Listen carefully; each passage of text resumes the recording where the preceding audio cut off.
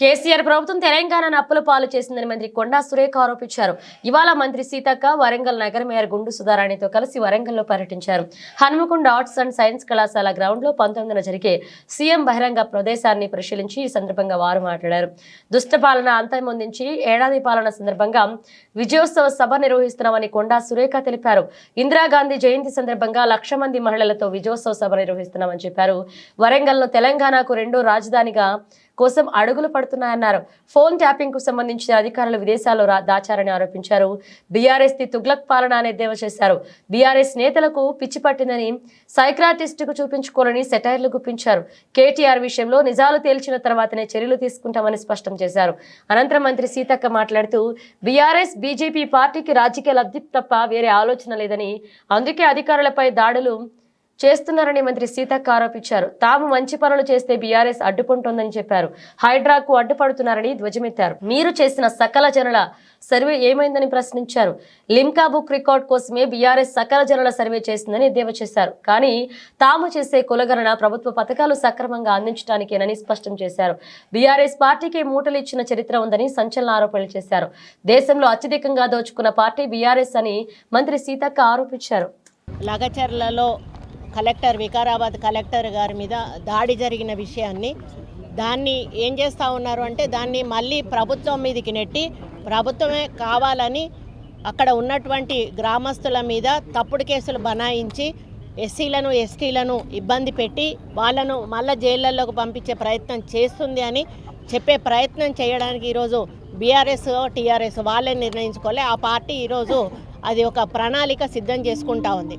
మేము ఒకటే చెప్తా ఉన్నాం, మొదటి నుంచి చెప్పేది ఒకటే, మేము అధికారంలో ఉన్నాము, మీకు ప్రతిపక్ష పాత్ర ఇచ్చారు, మీ నాయకుడిని అసెంబ్లీలోకి రమ్మనండి, సలహాలు సూచనలు ఇవ్వమనండి, మేము ఏమైనా ప్రభుత్వం తరఫు నుంచి సరిదిద్దుకోవాలనుకుంటే దిద్దుకుంటాము, మీరిచ్చిన ఆలోచనలు ఏమన్నా ఉంటే అమలుపరచడానికి ప్రయత్నం చేస్తామని మేము చెప్పితే సాఫీగా సాగిపోతున్నటువంటి ప్రభుత్వ పాలనలో ఎక్కడో ఒక దగ్గర వీళ్ళే గిల్లి కజ్జం పెట్టి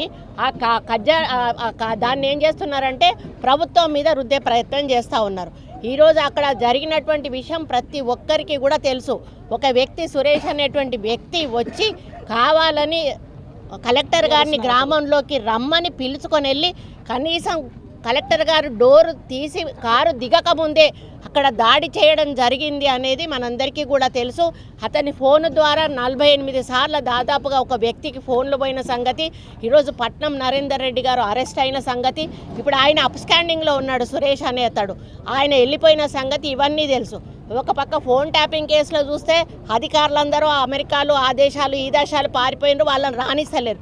మరి మీరు ఫోన్ ట్యాపింగే చేయనప్పుడు అధికారులు బయటికి ఎందుకు పోయినరు, వాళ్ళని ఎందుకు మీరు పిలవట్లేదు, వాళ్ళని పిలిచి మీరు ఎందుకు మీరు అవి నీతిపరం అంటే మీరేం తప్పు పని చెయ్యలేదు అని ఎందుకు నిరూపించుకోవట్లేదు అని చెప్పి అడుగుతా ఉన్నాను.